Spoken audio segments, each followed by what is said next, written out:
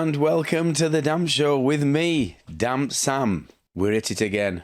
Reaction videos. And it's his old friend, Roger Frisbee. He's back again. Roger Bisbee. We love him to bits. So let's get on with the show. Here we go. A few months ago, you may recall we did a video with Builder Sam Ward looking at a damp problem in our house. Now, we're back again because Sam's got yet another damp problem. If you want to see this video, I'm just going to stop it here because if you want to see this reaction video that I did to this one, it's in our catalogue somewhere. So just have a look back and you'll be able to see it. That once you get known for treating damp, the world beats a path to your door. So it's right there. If you get good at damp proofing and you're qualified, competent in what you do, then you can earn a fair bit of money. And this is why we're wanting people to get into the preservation industry, because there's a massive shortage. Invest in yourself and get qualified. So I've been called to this job today just to have a look at this little damp problem here. We had it tested by a surveyor. It was really squidgy back there. So what we're going to do is going to hack out up to about here, with some waterproofer in the render, and then reskim it and reattach it together. Hang on a minute. So it's a bit squidgy at bottom. They've had a surveyor out and they've decided that they're going to hack it off. Now, he didn't say whether this surveyor were competent, didn't say whether this surveyor were qualified. Were it a guy that just said he were a surveyor from a damp company? Were he qualified? He's poking it with that pencil and he's decided he's going to put a waterproofer on. Now, you know my feelings about waterproofers above ground. Putting it where there's no earth retaining wall. There's no need. There's systems that's been designed to put on walls, and you don't need waterproofing above ground unless you're isolating salts and unless it's earth retaining or you've got lateral dampness. Oh my God. Oh yeah. Again, he's using a scutching chisel rather than just a normal chisel. So half at plaster's getting left on wall. If you look there, here, look. So down here, all this gypsum plaster that shouldn't be gypsum plaster. So this looks like bonding. So you see these little white freckles or feckles. That's shite, isn't it? All these white flecks that's in plaster. That tells me that this is Carlite bonding. And Carlite bonding shouldn't be anywhere near bottom of a wall for me. Or on a wall where they've took out a window or they've kind of took out a wall and put a lintel across. Because that's where bridging occurs. Swapping soil for a bolster. Oh, he's finally decided to get onto bolster instead of scutching chisel. So look, all these little bits here, this is just all Carlite bonding that is going to just leave in brickwork. They shouldn't be there. So if you want to use scutching chisel, he'd have probably got that off. And if he'd have used just a chisel on his rotary hammer, he'd have got it off a lot better.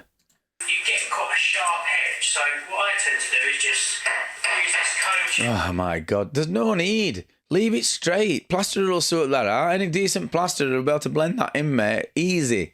Won't we? Piece of piss. Oh, no.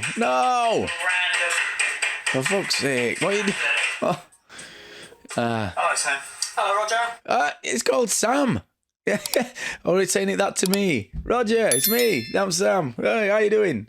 This hasn't been cut out. These were original doors. These were doors, yeah. Oh, okay. So, and then she had a conservatory. Yeah. Had a flat roof put on. Yeah. He had a slight damp patch.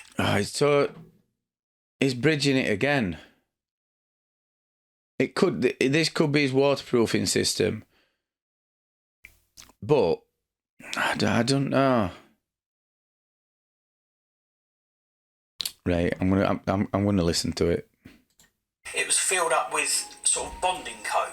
Yeah. soft. Okay. And so it's touching the a bit of floor. a sponge, yeah. We've got a water butt up there. The overflow is useless. We might be getting water tracking through the brickwork. Well, so that doesn't explain that side, though. He's saying he might be getting water tracking through brickwork. They've had a surveyor out, haven't they? It says they've had a surveyor. Has surveyor not seen that? What type of surveyor were he? First, if it might be, if there's got any issues with water, but if a surveyor's come out, he'll have looked inside and he'll have looked outside and had a look to see what is causing the issue. And if he's a PCA registered surveyor and he's experienced, he'd have seen it straight away. So what we look for algae around joints on guttering. We look for green algae at bottom of walls if any water's splashing back. Just little things like that. So you start on outside and you look at what's happening on outside at building, and then you come in and have a look at what's happening on inside at building. On with the show. But the ground level is really high there. It might be getting a bit of Bridging across. It's coming in quite a long way, but I guess in actual fact, if you think about it, we've got thermal plasterboard here, so the damp won't show through on that. Here we've got a cavity wall. They run the overflow through from one room to another, straight over the top of the cavity. If anybody's having any building work done, just photograph everything, because you've got a record then. You catalogue people like each us come stage. along. Yeah. We go, oh, we can see what they've done there, this is fine. Maybe that if that water butt is causing problems, it's flooding there. Is it coming along the cavity? That is a good point.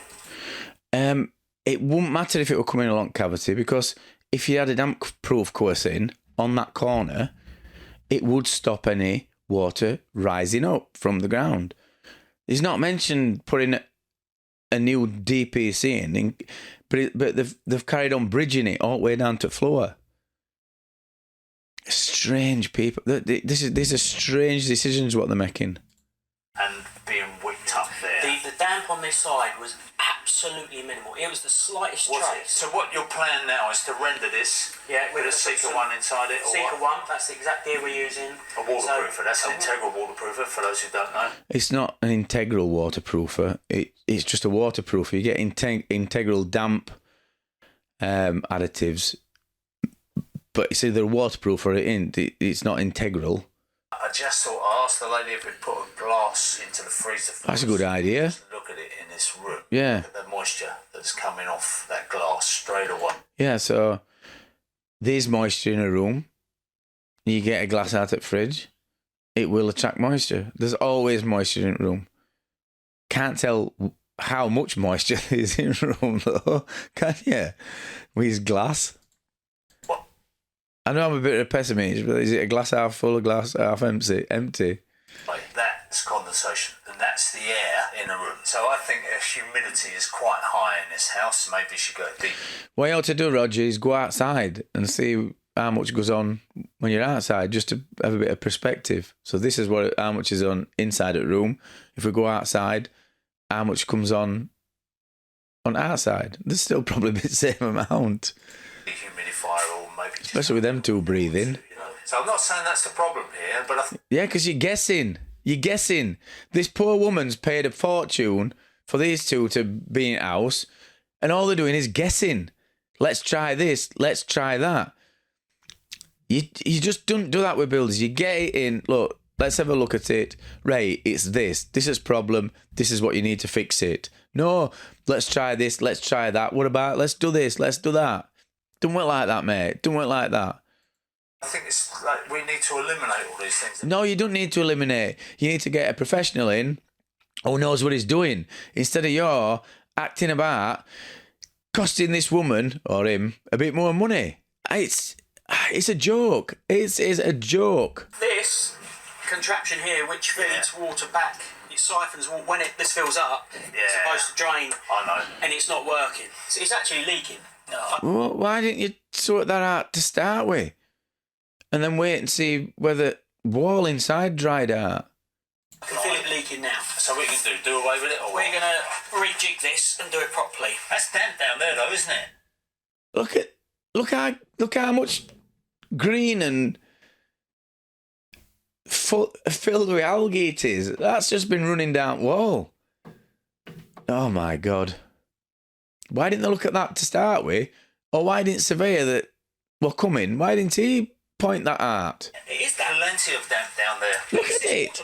It's the Greener than Hulk. You know, people overlook that. So where's the damp? Oh my God. Right, so any potential remedial preservation surveyors out there, if you go to a property and you see green algae splashed against the wall, there's obviously a problem. So we look at gutter, we look at any place where water could be dripping.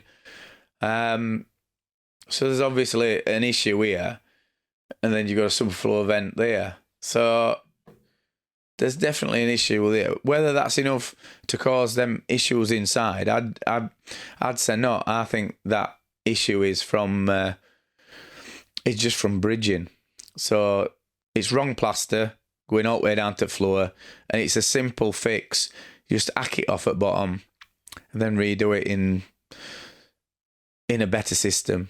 We're going to put on a scratch coat on the little reveals we chipped off. Just going to mix up a... All right, so first thing I'm looking at now. So if you're mixing waterproof, if you're mixing like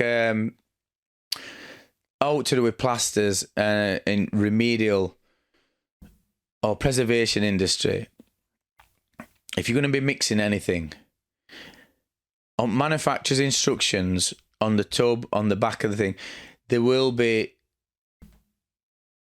weights and measures. So take for instance, if you've got an additive, so you've got a waterproofing additive, on back of that, if it's Sika 1, it might say 1 part Sika, 24 parts water. So 1 litre to 24 litres of water. 1 litre of Sika, 24. So then you can break it down and measure it. So we have measuring jugs, so we measure everything. Or we do it in weight. So if we're doing a sand and cement render, and you do a 3-in-1, you get 25 kg bags of sand, the appropriate sand, and it's got to be right type of sand, and 1 bag of cement. So that's a 3-in-1. So you know it's measured out 3-in-1. You know you've got your measurements correct for your water and your additive. How you don't do it is using a shovel or using a bucket. For simple reason is, as soon as you open a bag of sand and you open a bag of cement, that volume expands. And when you start shoveling it, it expands even more. It moves about and expands even more because it gets air in it. So you've not got the correct weights. Now I know he's not doing a render system below ground level, so there's no hydrostatic pressure or out like that. But it's practice showing people wrong practices. It's showing people somebody with no knowledge is putting waterproofing systems on that might not work. Only got a tiny amount, so we're just going to put about 2 caps of... Yeah, look, you're going to put about using something from their lasses Wesher, eye bath, or what is it, the Mottret things. About. So this is what I'm trying to get at. There's manufacturer's instructions on back, and this guy Sam is just guessing. He's guessing everything. Right, the mix. Aye, bath Harry. Correct. Yeah, correct. What this stuff does. I'm not being funny, right? You know all Sika stuff that I get, whether they've changed packaging, that don't look like Sika. Fills all the capillaries of the mortar. I'm not being funny, that's not Sika 1. And forms a watertight barrier. That's definitely not Sika 1. I'm not having it. So we don't need any plasticizer in this. This is all we need. You could do this with a whisk, but we've got such a small amount to do. We're just going to do it with a trowel today. It sticks to the trowel, and that's a good sign. So I'm going to let that sit for a little while. We're not going to put any chemical on this. this, we're just going to give it a little brush of water. So all it So I'm interested to find out what he's going to say is putting this water on for. Why he has to put water on. I know, but I'm just interested to hear what he says. You put water on with render so that it'll bond to it. So it's part of the bonding process. And what I'd have put SBR onto that. I'd have put a slurry, SBR slurry. This is if I were doing waterproofing, but it don't need a waterproofing system on there.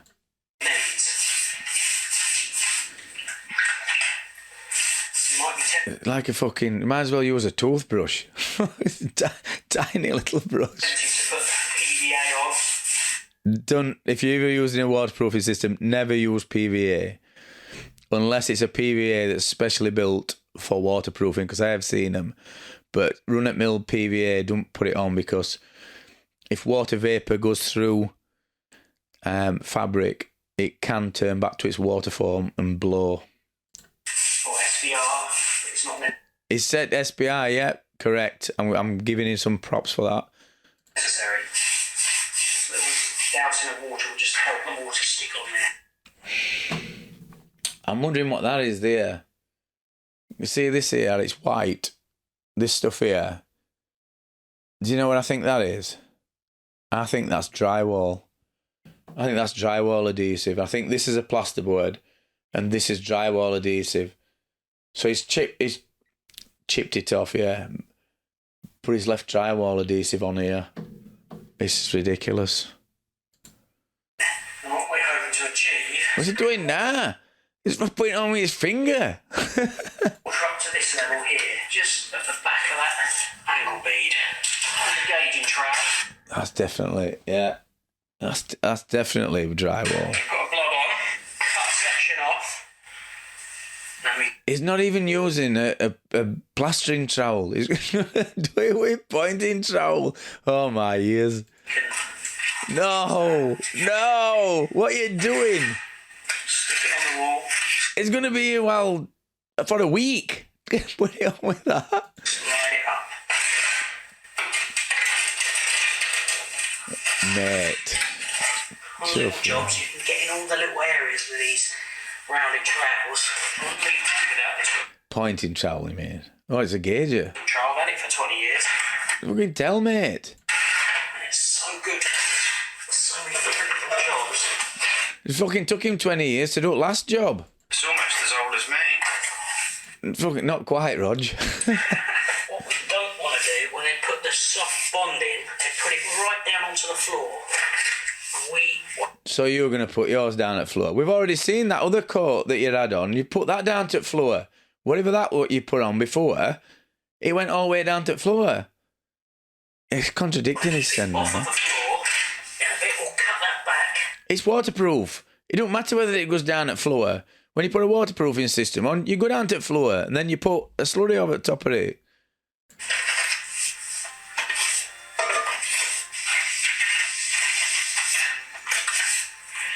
Let that sit up a bit, and then we can rule that off. We'll use the... Rule it off. You want to get some more fucking... Get some more mixed up and fill all hollers in first. plasterer's towel, just to rule that off. Why don't you use plasterer's towel to plaster with? That's it. Could have done that in the first place. Could have done it in one handboard full. It's about 3 millimetres. Oh. So what he's not probably told you is this. When you put a coat on, it needs to be either, to stop it cracking, it needs to be, your first coat needs to be a stronger mix, and then it needs to be a weaker mix and a weaker mix and a weaker mix. And you can do it a couple of ways. So you can put your first coat on as a 3-in-1, and then your second coat as a 4-in-1, and then your next coat as a 5. That kind of thing. That makes it a weaker and weaker and weaker. If you do it the other way around, it'll crack. Or you can put a thick coat on, and then a thinner coat, then a thinner coat, then a thinner coat. I think he's probably done it like a thinner and a thinner and a thinner. But it don't really matter because he ain't even measured it out, has he? He's just guessing. Oh yeah, so that bead is there. That's where we want to finish. Yeah, get your hand in there, mate. Okay. This for a bigger wall, I'd have a couple of little screws just so they just nick through the surface. And then when you do a figure of 8, leave like a little If it were a bigger wall, it'd be fucking dark. It'd still be there. score. Now just give the multi You're pulling it all out. a key. Lift back at floor tub. I won't be able to get in there with this, so we'll use a little screw or something just to give it a little key. So it's important just to run the water brush over all your edges. It's not. Traditionally, in like a render outside, you'd have like a comb that you'd rake through and that put some quite deep scratches in, but we mustn't do that. Yeah, that's if you're putting another coat on, mate. Not if you're just rubbing it up. So we can just use a nail. Oh my god. It's like fucking Rolf Harris. Can you tell what it is yet? Just wiggle some lines in there. It'll just help. It can't be too deep because it'll come through in the plaster. Okay, now. The scratch coats are on both Right. You've done that, and you've made a right mess of it, mate. I want you to write 500 lines. sides. Get that. As you can see here, we've just blended it in to the Fucking bell-ended it in, mate. existing level. And what that means is, when we come to plaster, we're going to let it go off for a couple of days now over the weekend. That's another thing that he's got right, and I'm going to give him props for it. Old Sam. A lot of people don't understand when you're putting renders on, it's got to be left for 2 to 3 days to dry out before you skim it. Because if you skim it too early, once you've put that finish on, the backing is still drying out, and there's a chance that the finish can crack, and there's a chance that the finish will blow as well. Come back on Monday, and then we can put some scrim across that joint there, and then plaster up to this level here, and then that blend in, and you. He's putting what? So he's going to put some scrim across this joint, he said, didn't he? And then he said blend up to the... If your scrim's off at joint, you can't blend up to that, mate. Unless he means this joint here. But if you look at that, it looks as though this is a darker mix to that. And I think that is your mix from before. So that's your bottom coat. So it looks as though he's gone weak mix and then a stronger mix, which don't really bode really well. Won't get the crack along there. Look at state of that. That's a We're right going to mess. put some plaster on these walls that we rendered the other day. The most important thing is that we start with absolutely clean walls. Fucking hell, he's got their lass's washing up bowl. What's she going to wash up in? Is it a washing up bowl? It's either that or a commode or something. That's a weird looking bowl, that, isn't it? This, I'm not being funny, right? You know, if I were going to do a video, I'd make sure I had alt-right gear. And that means a proper bucket. What are they? A quid? 99 pence? But he's using bucket from underneath sink that she's had all the cleaning stuff in. Poor lass. Water, because if you have dirty water, Never nick your customers' buckets unless it's your own house. Secretly we think it's his house, don't we? Yeah? He's had his paintbrush thing and he's had his... This is just ridiculous. This is supposed to be a professional video by Skill Builder. it can affect the setting time. He's got a nice bucket here. So why didn't you use these before? I don't know what that is. That's definitely not a bucket. There's no handle on it. But this is a proper bucket. But I'm just looking, I'm thinking, how much is he going to fucking mix up? That's like a massive bucket. He only needs to be mixing as much as what he mixed in that painting thing. So he's using... He could have mixed that up with Keller or with Gauger. A nice smooth paste, put it on the wall. Far too much there, mate. Far too much. There we go. Look, Unless he's skimming alt wall. you know, Right, mess, Once mate. you've knocked off all the edges and you've given it a good whisk up, it's important to clean your whisk up. So put it in a bucket of water. That's one thing that I'm dead keen on. So make sure you clean your stuff off, everybody. Make sure you clean your stuff off. It costs nothing. Don't be a dirty plasterer. Don't have your stuff shitted up and having to knock it off with an hammer. It's just not professional. Get your brush, just clean up all the edges, make sure you get it all off like that. We'll plonk it onto the hook. Looks a bit new, that. But, again, I'm going to give him props because even though it does look a bit new, yeah, that is clean. That is nice and clean. Not like this one. I think this is an hand board as well. So he must have two hand boards. He must have a shitted up one and he must have bought one. He's either stood on that and he's bent or something and he's had to buy that new one or whatever. Hook. And we'll just smudge it in a bit. Why are you doing it with trowel? Scrape it off. Is he going to put it on with that? With Keller, with bucket trowel? He's never going to put it on with bucket trowel. Or he might be doing it with that little pointing trowel. That'll give us a base. So that next, when we plonk it on, that'll stick on there nicely. Oh, look at that, right? He only needs half of that to do that nib. Half of it.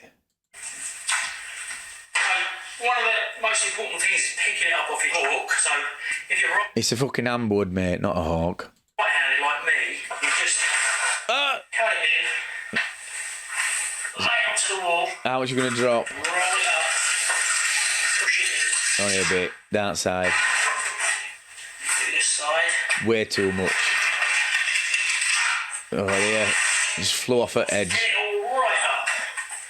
One coat, Harry. One coat, Harry. It's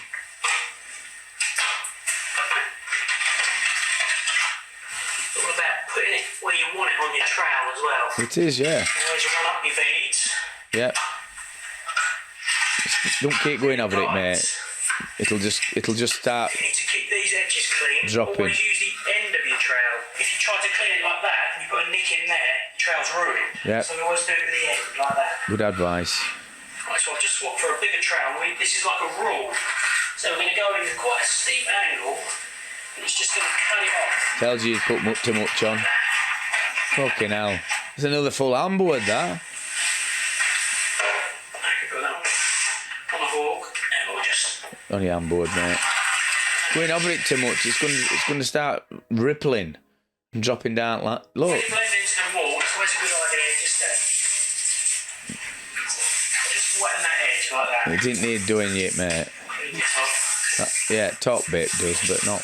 Oh. You'll be piss wet through that. Do it with your trowel, mate. Oh. This has only got to be very thin. Don't need another coat on. Look at it, all blebbing. Oh, it's going through me. Oh. If there ain't an oil in it, there's... Oh, fucking hell. Run over the edge like that. Fucking hell. Put both sides on. Tells you got two handboards. Clean up the bucket. If you're going to get plastering, it's so important in between coats. Clean your tools and have a cup of tea. Yeah, you deserve it, mate. Look how much is left. Plastic. Oh, he's going to stand in that, mate. Look at it all on floor. He needs to stick to bricklaying. So, just going to wet the brush here. That's not your first trowel up, mate. You've been doing that for a bit. Just trowel that edge along there like that. And then revert to the bigger trowel. Nice and flat. Not too much pressure. Cut that edge back in.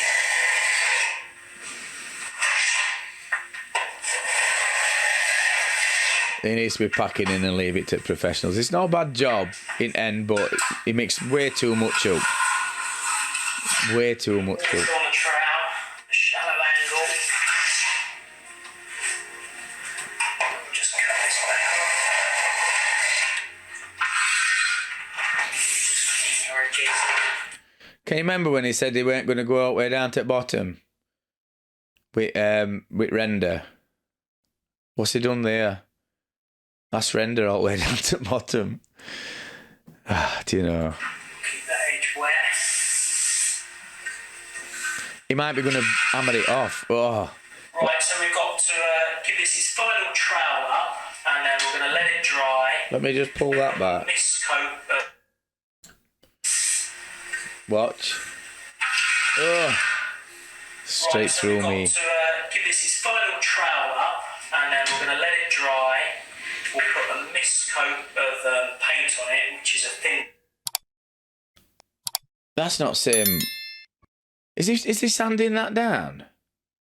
He's only just plastered that. Is that same wall?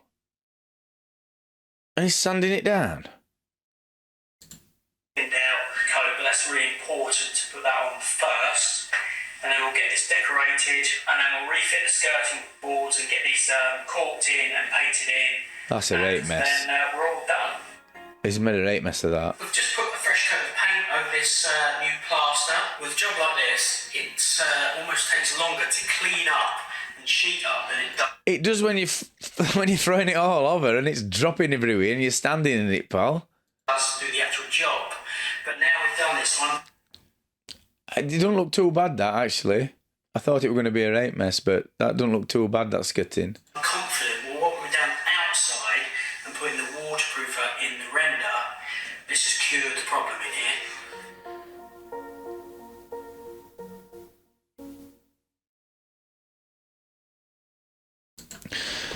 So, I'm just going to sum this up. I think that Roger and his mate Sam, intentions are good, and we love them to bits. Well, we love Roger to bits because it does get people into our industry, but the contradictions in the video, they mentioned at the beginning that they've got a surveyor in. Had they got a surveyor in? Because if a surveyor would have pointed out, a damp surveyor would have found what were happening and why it were happening. He wouldn't have been guessing. They wouldn't have had to be guessing, saying we'll do this and we'll do that. The other thing that you don't do, especially if you're in front of a customer, is stand there and say to them, what we'll do is we'll try this, but if it don't work, we'll try this, and if that don't work, we'll try this, and if that don't work. A customer wants you to go in and be confident that you know what's causing what system needs to go where, diagnose it in a plain English way instead of guesswork. That's Dampsam. I'm going to sign off, and I hope you've enjoyed it. See you later.